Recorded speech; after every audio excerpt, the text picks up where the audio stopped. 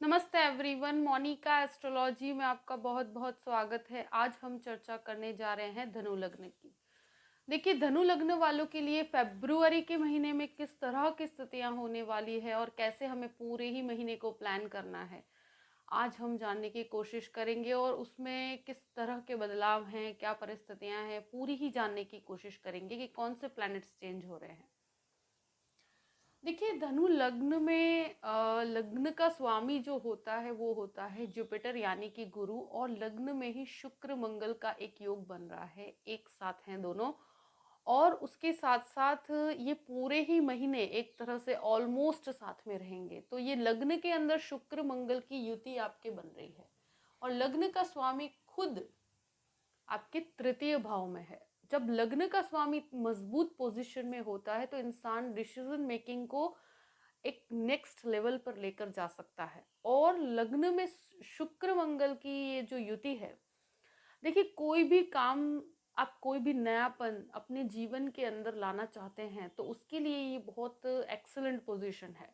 शुक्र मंगल एक तरह से मैं कहूँ कि आकर्षण का प्रतीक है। आप कोई भी प्रकार का प्रेजेंटेशन या कोई भी प्रकार का आप नयापन अपने जीवन में लाना चाहते हैं, कोई इंटरव्यू के लिए जा रहे हैं, या कोई भी प्रकार का कहते हैं कि आपकी कोई मीटिंग है, या कोई ऐसी बिजनेस के अंदर नई शुरुआत के जहाँ पर आपको हर तरह से चीज़ों को अपनी तरह मैनेज करना होगा, और कैसे अपने चीज़ को बेहतर बनाया जाए और प्लस अपनी पोजीशन को मजबूत बनाया जाए, उसके लिए एक इंसान में जो व्यक्तित्व होना चाहिए, तो शुक्र मंगल के अंदर एक आकर्षण होता है।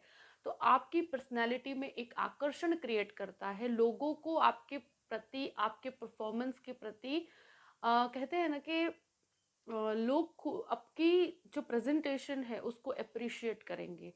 और लग्न का स्वामी जब तृतीय भाव में जाएगा, और वो भी सूर्य के साथ, सूर्य 13 तारीख को आपके दूसरे घर से निकलकर तृतीय भाव में चला जाएगा, जो इसकी अभी मैं चर्चा करती हूँ। मगर मुख्य रूप से जब लग्नेश तृतीय भाव में जाता है तो कोई भी नयापन, कोई भी जॉब के अंदर बदलाव, या कोई भी प्रकार के कहते हैं कि थर्ड हाउस इंसान के पराक्रम का होता है।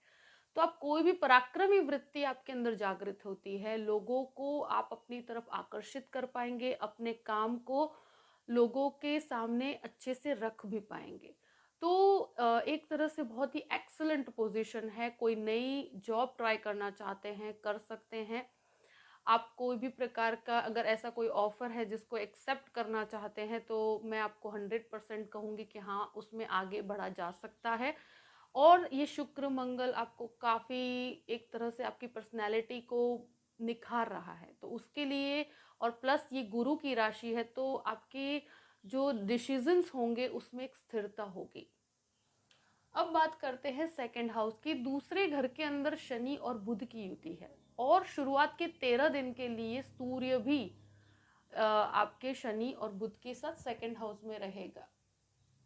तो जब सेकंड हाउस के अंदर शनि और बुध, एक तरह से शनि और बुध की युति बहुत अच्छी होती है, वो भी मैनेजरियल लेवल के जो डिसीजंस होते हैं, एडमिनिस्ट्रेशन, और सेकंड हाउस वाणी का भी होता है। तो आपको जहाँ पर भी बोलना है, आप कोई भी एक तरह से देखिए, ये पंचम भाव का अधिपति खुद लग्न में है।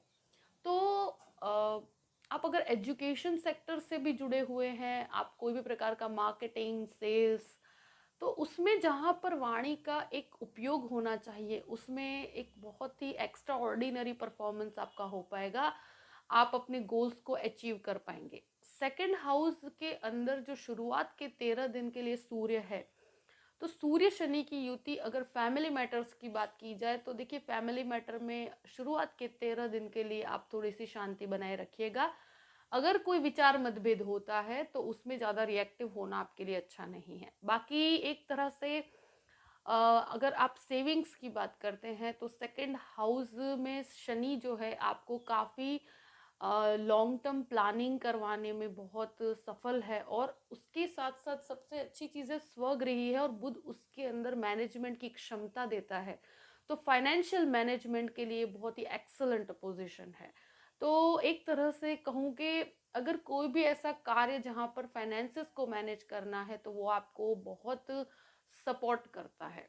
थर्ड हाउस की बात करते हैं, गुरु और सूर्य की युति है तीसरे घर में। 13 तारीख के बाद सूर्य जो है वो आपके तृतीय स्थान पर आ जाएगा और गुरु और सूर्य की एक युति बनती है। लग्न का स्वामी तृतीय भाव में, सूर्य आपके भाग्य का भी स्वामी है और चतुर्थेश भी आपका गुरु है। तो ये एक युति जो बनती है थर्ड हाउस में, तो एक तरह से आपकी जो फ्रेंड सर्कल है उसके अंदर आपका अटैचमेंट काफ़ी अच्छा होगा, आपका व्यक्तित्व प्रभावशाली होगा। और सूर्य का जब जुड़ाव होगा गुरु के साथ तो वो भाग्य का एक कहते हैं ना कि एक सपोर्ट प्राप्त होगा, क्योंकि भाग्य का स्वामी आपका सूर्य है। और गुरु और सूर्य की युति जब एक साथ होती है, इंसान के अंदर इनके विचारों में एक सात्विकता भी रहती है और एक चमक भी रहती है। आप जिंदगी में जो डिसीजंस जो काफ़ी समय से अटके हुए हैं तो आप उनको लेना चाहेंगे, आप अपनी लाइफ को एक नई डायरेक्शन देना चाहेंगे। और गुरु सूर्य एक तरह से इंसान के अंदर आध्यात्मिक चिंतन की वृत्ति भी जागृत करता है। थर्ड हाउस जो होता है एक तरह से आपके कम्युनिकेशंस का भी होता है, तो कम्युनिकेशन काफ़ी पावरफुल हो रहा है। एक तरह से आप देखिए कि ये थर्ड हाउस का स्वामी जो शनि है आपका, वो वाणी के स्थान पर है और वो बुध के साथ है।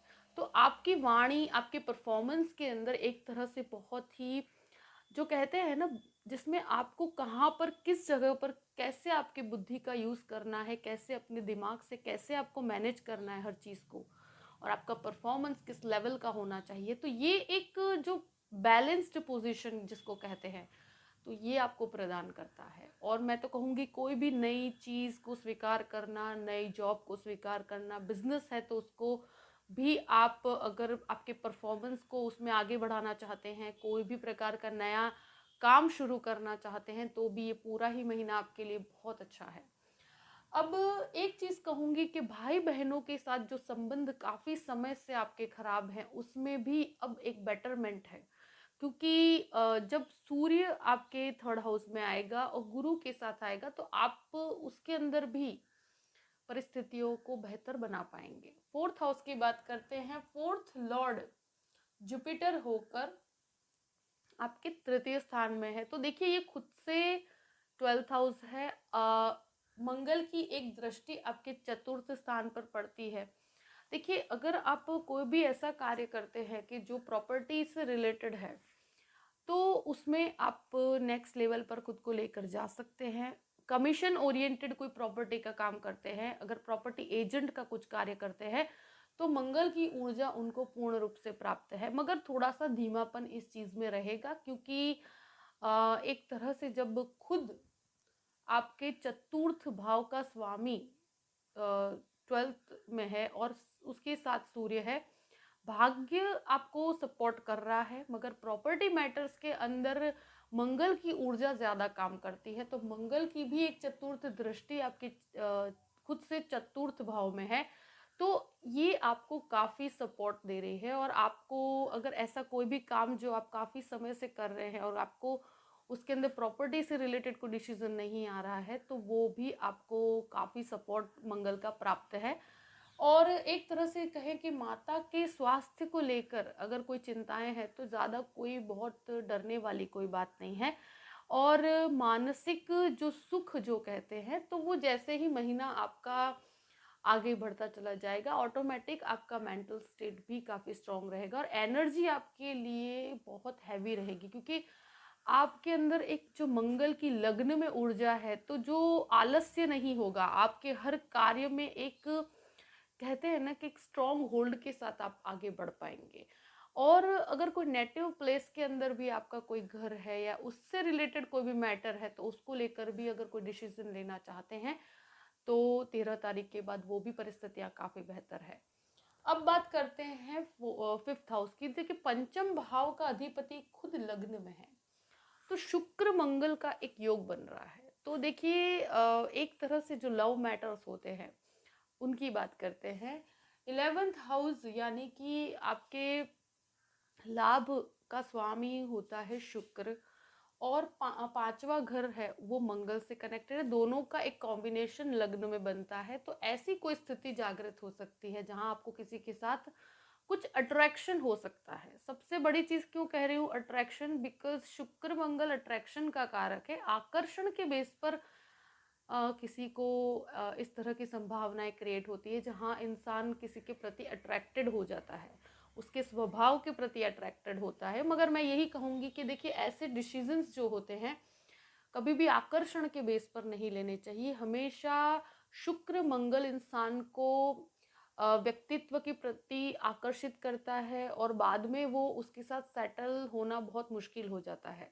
मगर हाँ, अगर गुरु की एक दृष्टि आपके 7th हाउस पर भी पड़ती है तो मैं यही कहूंगी कि अगर नेक्स्ट लेवल पर आपको ले जाने की इच्छा है अपने संबंध को, तो उसका बेस आकर्षण नहीं होना चाहिए। एक अटैचमेंट जो मैरिज से होता है, जो इंसान के व्यक्तित्व से होता है, वो हो तो आप उसको नेक्स्ट लेवल पर ले जा सकते हैं। मगर सिर्फ अट्रैक्शन के बेस पर अगर आप मैरिज के लिए आप जाते हैं तो फिर ये परिस्थिति आपको सपोर्ट नहीं करती। बाकी ऐसी कोई स्थिति क्रिएट हो सकती है, मुझे ऐसा लगता है।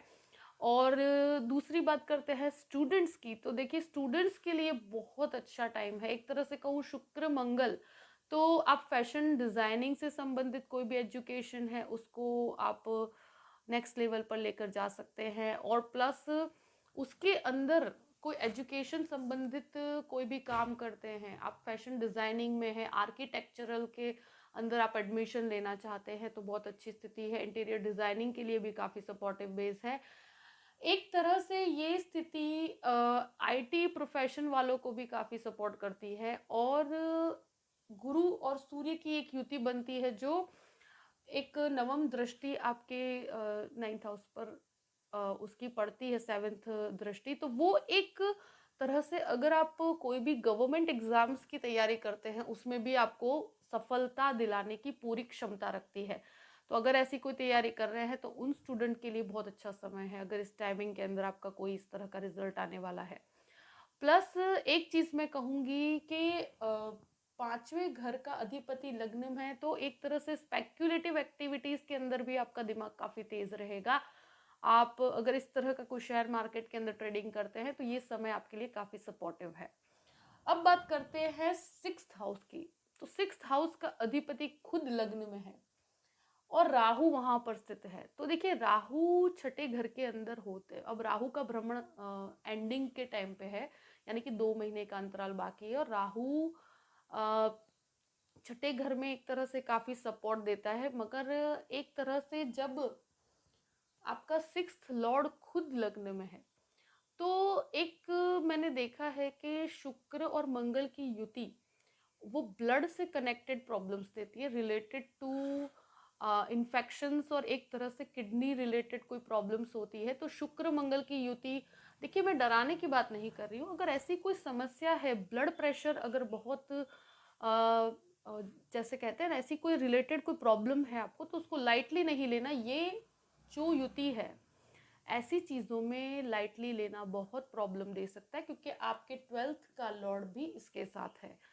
तो ऐसी अगर कोई समस्या से आप अभी इन्फेक्टेड है तो आपको उसका ध्यान देना चाहिए। डायबिटीज रिलेटेड प्रॉब्लम से भी आपको सतर्क रहना चाहिए क्योंकि जब ऐसा मैंने देखा है कि जब शुक्र मंगल की युति है और वो भी इस तरह के नक्षत्र में हो तो तब तब आपको हेल्थ से कनेक्टेड और वापस 12th हाउस भी उसके साथ कनेक्टेड है तो स्वास्थ्य को अवॉइड नहीं करना चाहिए। ये सबके लिए नहीं, ओवरऑल है। मगर जिनको इस तरह की कोई प्रॉब्लम है और अगर वो स्वास्थ्य को अवॉइड करते हैं तो काफ़ी प्रॉब्लम हो सकती है। लोन्स की बात करते हैं।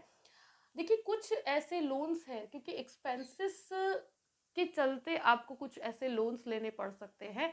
कभी कभी कुछ लग्जूरियस एक्सपेंसेस लेने की भी आपको उसको उठाने के लिए, यानी कि आपके खुद के कुछ ऐसे खर्च हो सकते हैं जो वेस्टफुल कहूँगी, अगर उसके लिए अगर आप लोन लेते हैं तो ये समय आपके लिए ऐसा लोन लेने के लिए अच्छा नहीं है।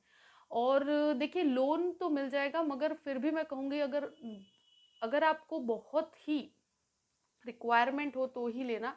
बाकी ये शुक्र मंगल की युति के कारण इंसान क्या होता है कि ऐसा लोन ले लेता है जिसकी ज़रूरत नहीं है, और कभी कभी कुछ अपने शौक और अपनी इच्छाओं को पूरा करने के लिए लोन ले लेता है।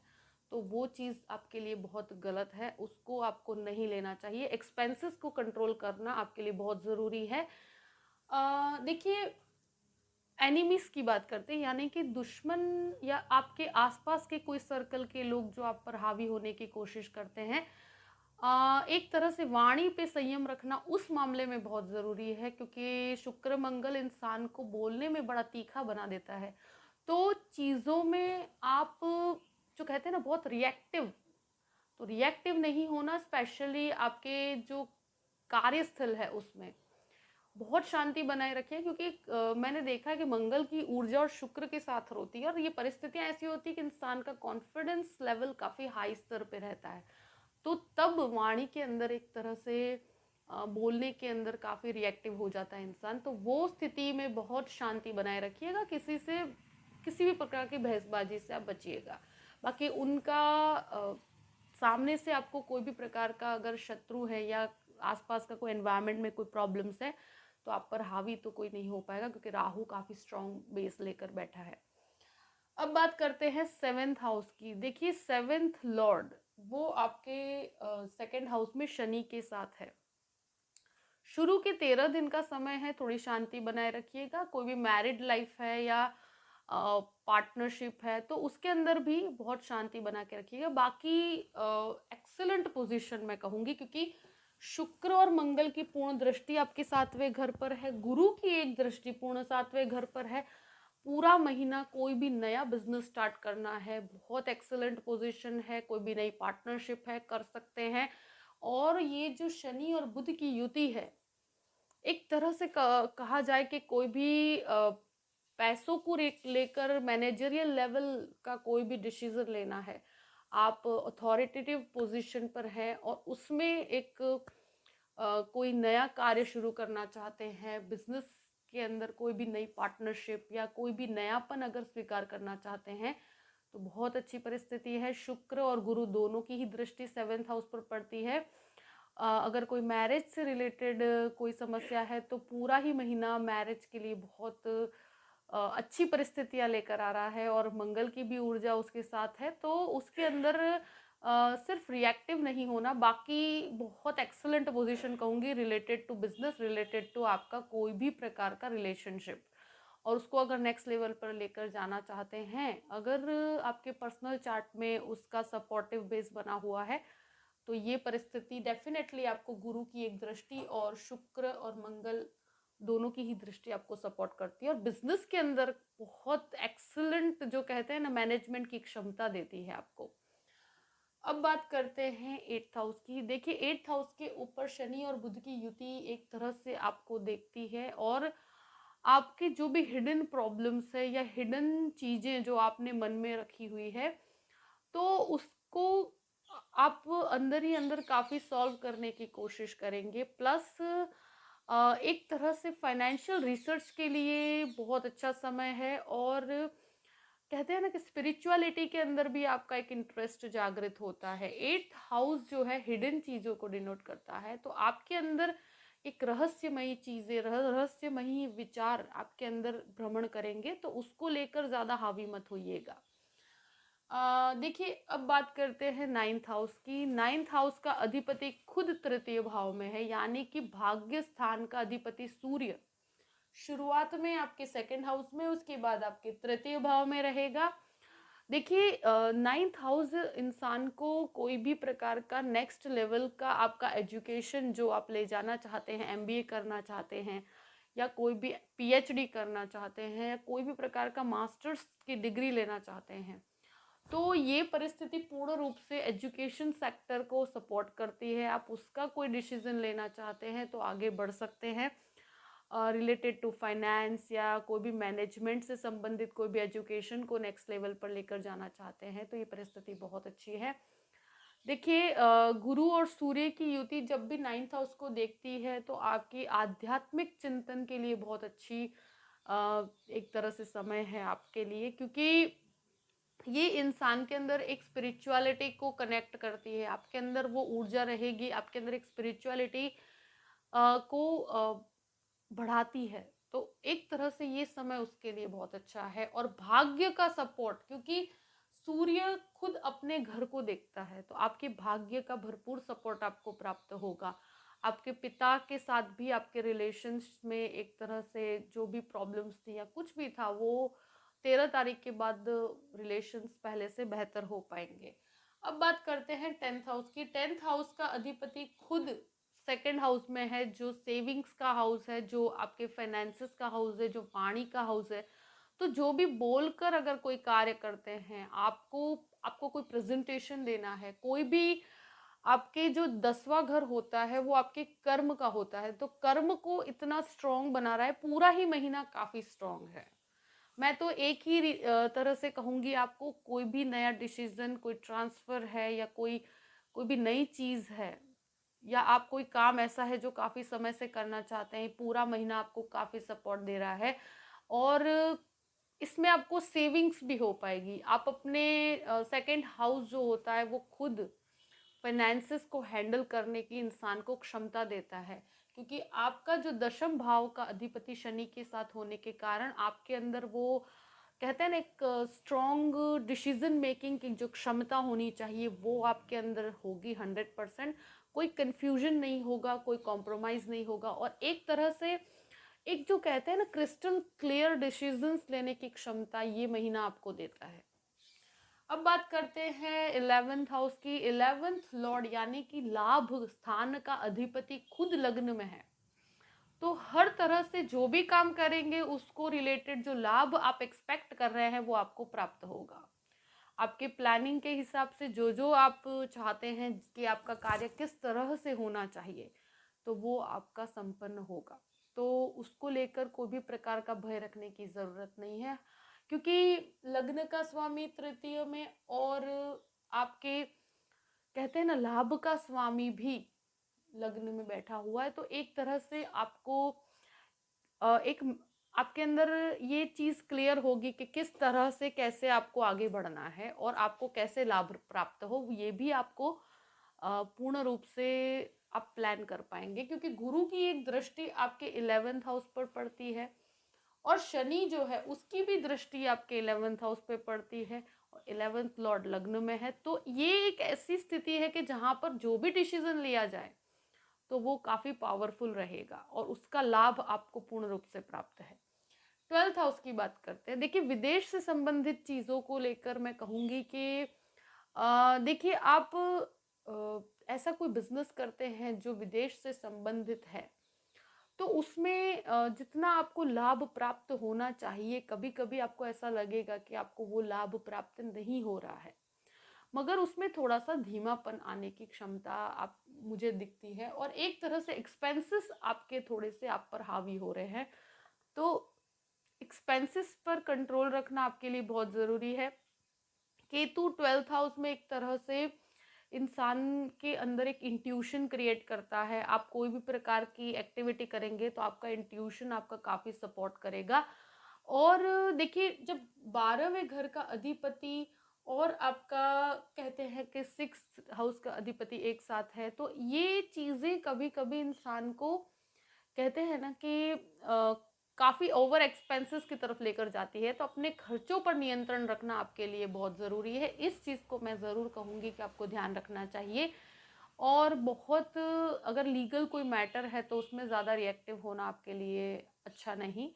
और ओवरऑल पूरी ही परिस्थिति मैंने आपके सामने रख दी है, और फेब्रुआरी का महीना बहुत अच्छी संभावना लेकर आ रहा है धनु लग्न वालों के लिए। आई होप कि ये वीडियो आपको पसंद आया होगा। अगर पसंद आए तो लाइक भी कीजिएगा और सब्सक्राइब भी कीजिएगा। देखिए, अगर आप मुझसे कंसल्टेशन लेना चाहते हैं तो डिस्क्रिप्शन बॉक्स में मैंने अपना ईमेल आईडी दिया हुआ है, astrologymonica@gmail.com। आप उस पर मेल कर सकते हैं। मैं आपको पूरी ही जानकारी प्रदान करूंगी कि कैसे मुझसे कांटेक्ट किया जाए और किस तरह का प्रोसीजर है। देखिए, पूरे महीने का ज़्यादा से ज़्यादा लाभ लीजिएगा और अपने महीने को और अपनी लाइफ को एक सही दिशा प्राप्त हो, ऐसा कर्म आप करें, यही मेरी मनोकामना है। Thank you so much. जय श्री कृष्ण।